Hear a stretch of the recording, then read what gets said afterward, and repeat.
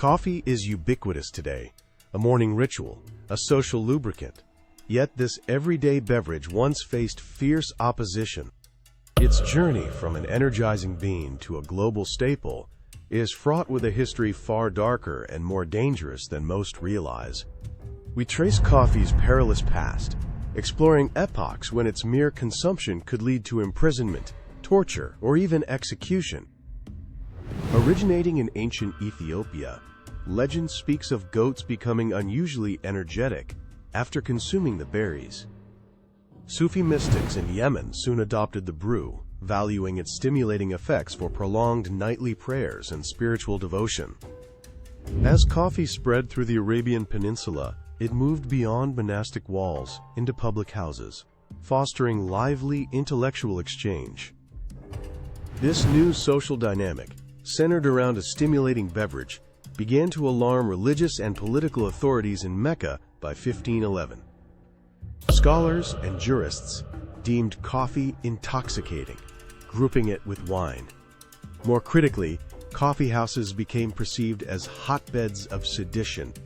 The first major ban solidified in Mecca, threatening those caught consuming it. Yet, this initial prohibition proved largely ineffective.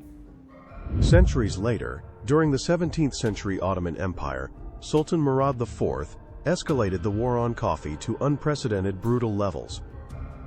Convinced that coffee houses fueled revolutionary ideas and dissent against his rule, Murad V enforced a radical, absolute prohibition. Under his draconian decrees, consuming coffee was a capital offense. The punishment was swift and often publicly executed as a warning.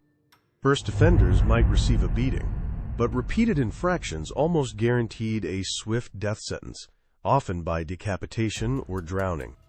Murad himself, disguised, would patrol the streets, personally executing citizens found enjoying the forbidden brew in clandestine gatherings. Despite the extreme measures, coffee remained deeply ingrained. Secret coffee houses continued to operate, defying the Sultan's wrath. Coffee's journey to Europe also faced initial resistance, labeled the bitter invention of Satan by some clergymen in the early 17th century. Pope Clement VIII, however, was persuaded to taste the controversial beverage before condemning it. His verdict was unexpected.